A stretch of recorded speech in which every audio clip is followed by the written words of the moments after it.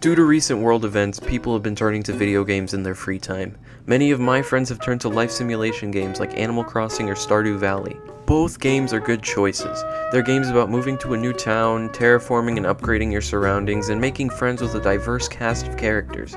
But there are downsides to these games.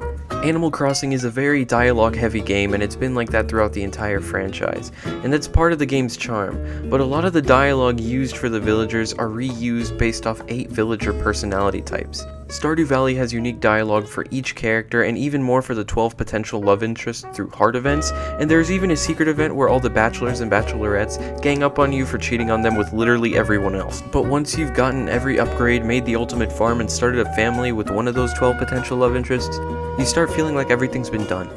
Both games have no ending after reaching your final goal. Whether it be paying off your mortgage or restoring Town Hall, both games have nothing more to add but chores and free time like the real world, so you're basically back to square one. As I mentioned earlier, these two games are really popular right now, but my pick for the best game to play during quarantine isn't one of these two. I picked this game because it really hits close to home, so my choice for the best game to play during quarantine is Slime Rancher.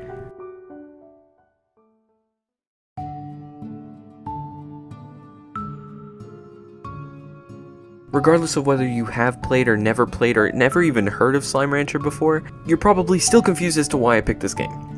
Let me explain. Slime Rancher was created by Monomi Park and released its first beta in 2016. You take the role of a young woman named Beatrix who traveled 1,000 light years away from Earth to start her new adventurous life tending to slimes in the far, far range, and she sells their poop, known as plorts, for their special properties. While tending to her slimes, Beatrix can find digital letters scattered across the far, far range by Hobson Twilgers, the previous owner of the ranch.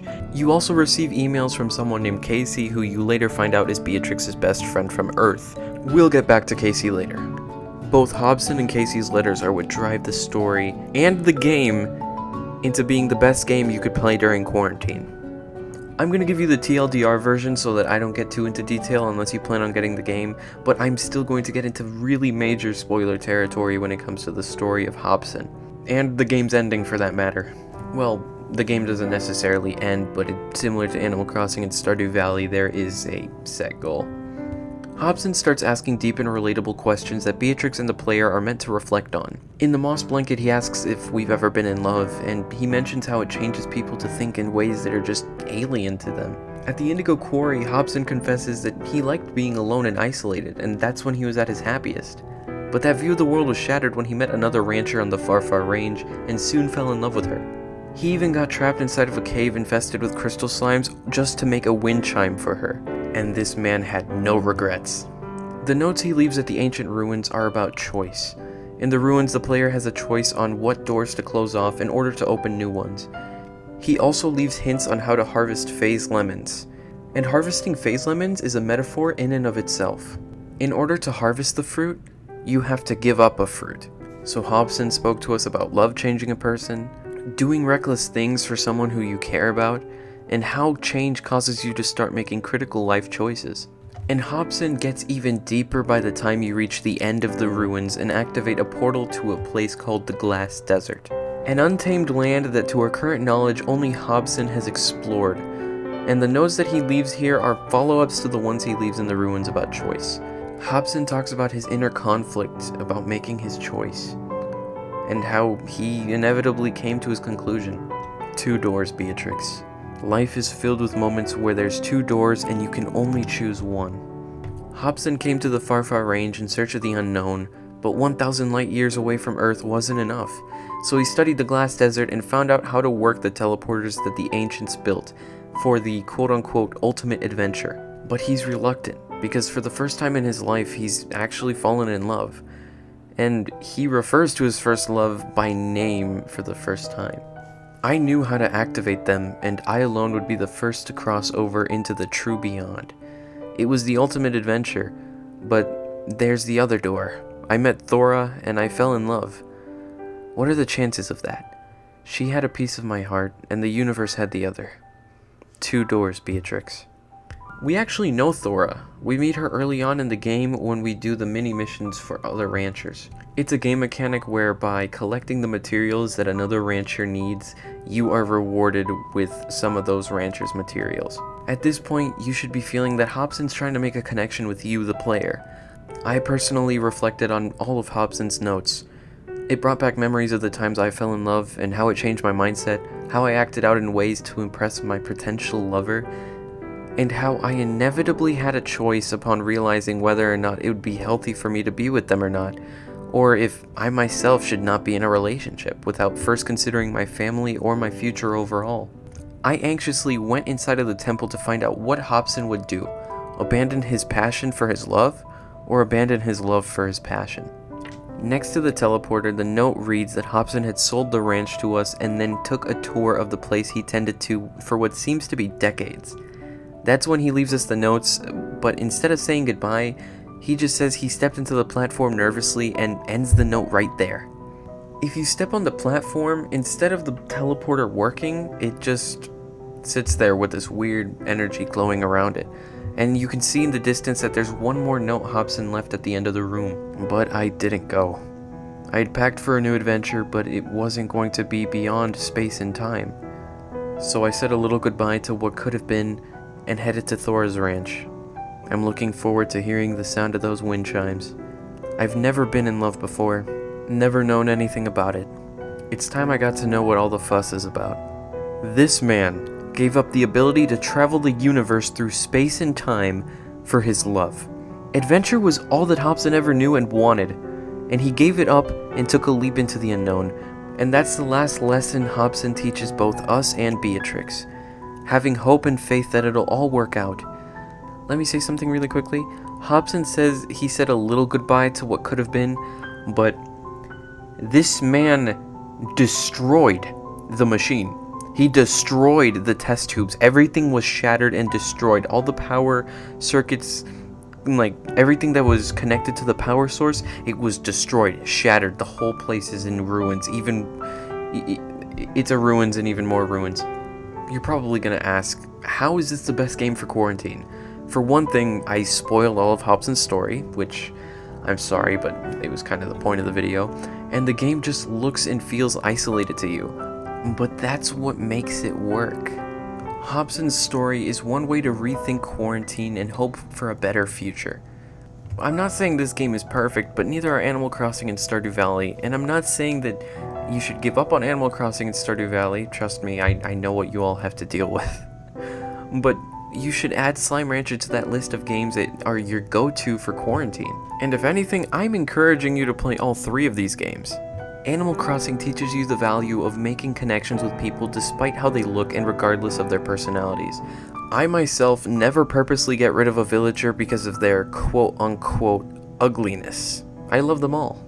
Stardew Valley and its spiritual predecessor, Harvest Moon, teach us how those connections with people evolve as you bond over time, learn about their true selves, and the impact of small acts of kindness. And you could see how it helps them through the game's letters and heart events. And Slime Rancher taught me that for some connections to form or grow, you have to take a leap of faith and hope that the choices that you make was for the better. But it goes even deeper and hits harder when you add Casey to the equation. Throughout your playthrough, you get emails from Casey, Beatrix's best friend from Earth. But you also learn how things between them didn't work out. Casey wanted to follow their passion of being a musician, and Beatrix wanted to follow her passion of the outdoors and adventure.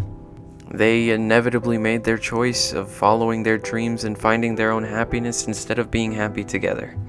But as you can see, they still keep in touch. And to top it all off, to add even more significance to the whole theme about people and connections, you receive a letter from Casey 6 in-game hours after reading Hobson's final letter. There's another tour coming up, and I have a feeling this one is going to be the one. So here I am packing my bags and thinking of you. Maybe this is how it felt when you were leaving for your big adventure. Lots of excitement, lots of butterflies, and even though I know you're far away, I keep thinking I'll catch you somewhere out there in the crowd. If that ever happens, I promise I'll sing a song for you. It wouldn't be the first time. This letter brings our game's theme into full circle. the acceptance and inevitable understanding of choice. And that's what makes this game perfect.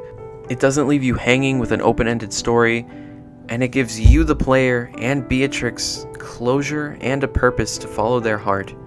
The way Slime Rancher executed it is in a way that I think Animal Crossing and Stardew Valley should take a note from themselves. These 4 games could be taken even further and relate to the current world situation.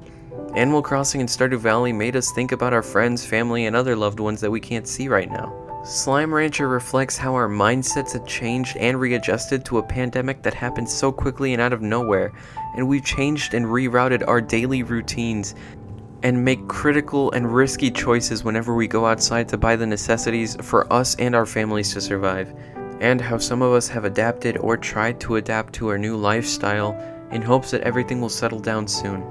But we still have our hope, and we still have to have faith. And that's why you should play Slime Rancher.